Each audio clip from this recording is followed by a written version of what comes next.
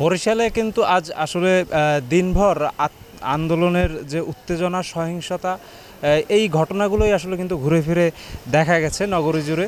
এবং আজ আসলে যেভাবে আন্দোলনকারীর বিভিন্ন পক্ষ আসলে এই নগরী জুড়ে সহিংসতার ঘটনাগুলোর জন্ম দিয়েছে তা কিন্তু আসলে বিগত এক মাস যাবৎ আসলে যে শান্তিপূর্ণ এবং অহিংস আন্দোলন ছিল শিক্ষার্থীদের তার রূপ বদলেরই একটা নমুনা আসলে দেখা গেছে। আমরা যেটা জানতে পেরেছি আজ বেলা দুপুর 1:30টার দিকে বরিশাল নগরের সদর রোডস্থ যে মহানগর এবং জেলা বিএনপির কার্যালয় সেটিতে কিন্তু অগ্নিকাণ্ডের ঘটনা ঘটিয়েছে দুর্বৃত্তরা, এবং সেই অগ্নিকাণ্ডের ফলে কিন্তু সেই যে তাদের কার্যালয়ের অভ্যন্তরীণ যত আসবাবপত্র ছিল সেগুলো পুড়ে গেছে। একই সাথে ঠিক ওই সময় বরিশাল নগরের নবগ্রাম রোডস্থ যে গণপ্রজাতন্ত্রী সরকারের পানি সম্পদ মন্ত্রণালয়ের প্রতিমন্ত্রী এবং বরিশাল সদর আসনের সাংসদ জাহিদ ফারুক শামীমের যে বাসভবন সেখানেও কিন্তু অগ্নিকাণ্ডের ঘটনা ঘটেছে, এবং সেখানে তার নেতাকর্মীদের কয়েকটি মোটর বাইকে আসলে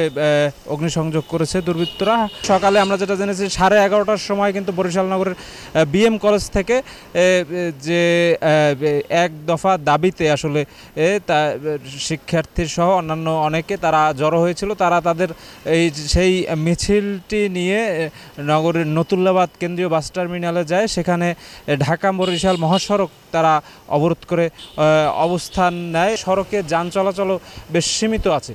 আমরা বরিশাল মেট্রোপলিটন পুলিশের যিনি পুলিশ কমিশনার তার সঙ্গে কথা বলেছিলাম। তিনি আমাদেরকে যেটি জানিয়েছেন যে দীর্ঘদিন যাবৎ কিন্তু অহিংস আন্দোলন আসলে করে যাচ্ছিল শিক্ষার্থীরা, এবং সেই আন্দোলনে কিন্তু এখন অনুপ্রবেশকারীরা ঢুকে এই একটা বিশৃঙ্খলা এবং একই সাথে সহিংসতায় রূপ দেওয়ার চেষ্টা করছে। তো তারা নগরবাসীর এবং বরিশালের মানুষের জানমাল রক্ষায় আসলে তারা তাদের দায়িত্ব সামনে থেকে আরও কঠোরভাবে পালন করবে বলেই আসলে হুঁশিয়ারি দিয়েছে।